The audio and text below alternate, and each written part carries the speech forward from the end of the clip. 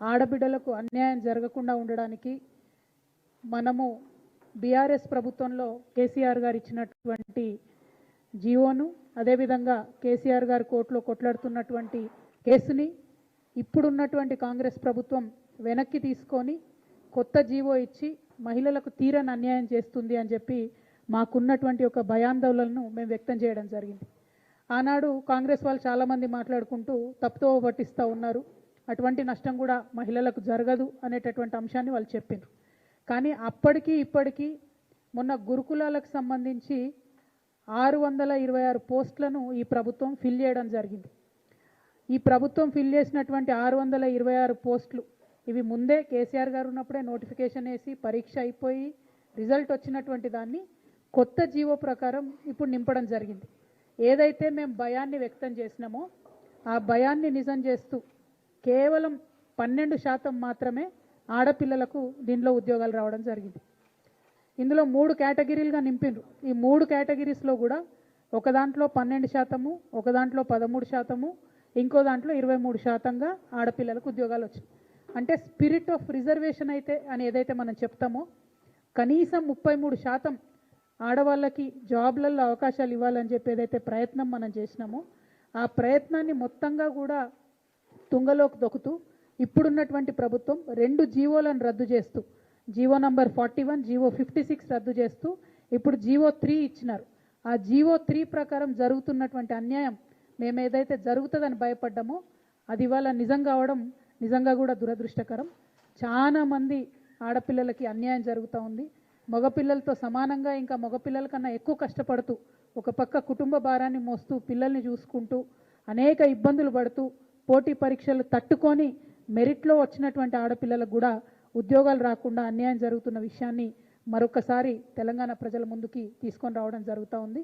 ఈ ప్రభుత్వాన్ని మేము డిమాండ్ చేస్తూ ఉన్నాం, ముఖ్యమంత్రి రేవంత్ రెడ్డి గారిని డిమాండ్ చేస్తూ ఉన్నాం, మీరు తక్షణమే జీవో 3ని రద్దు చేయండి.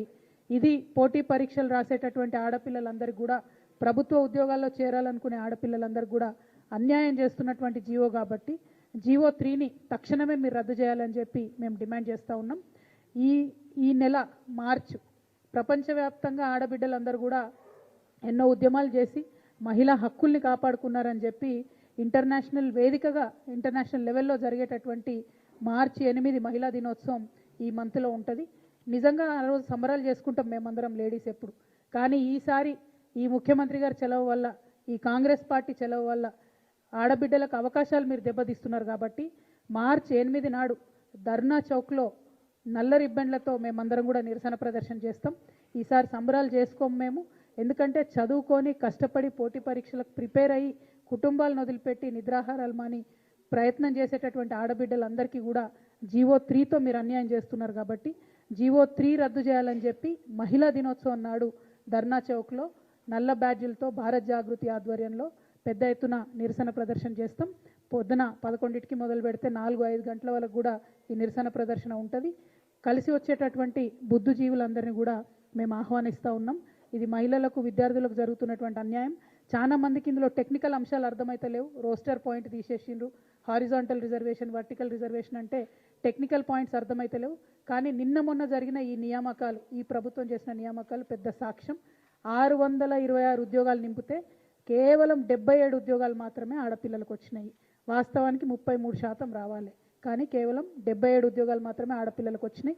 ఇప్పుడు రేవంత్ రెడ్డి గారు చాలా గర్వంగా ఇవాళ మళ్ళా మేము ఒక 5,000 ఉద్యోగాలను ఇస్తూ ఉన్నాం. అందులో టీచర్సు, కానిస్టేబుల్స్, మెడికల్ సిబ్బంది ఇవన్నీ కూడా మేము ఇవాళ నింపబోతూ ఉన్నామని చెప్తున్నారు. నిజానికి ఈ ప్రభుత్వం వచ్చిన తర్వాత Singareni, nursing staff officers, police, fire, transport, excise, jails ఇవన్నీ కలిపి 28,000 ఉద్యోగాలు ఇప్పుడు నియామక పత్రాలు ఇచ్చినారు.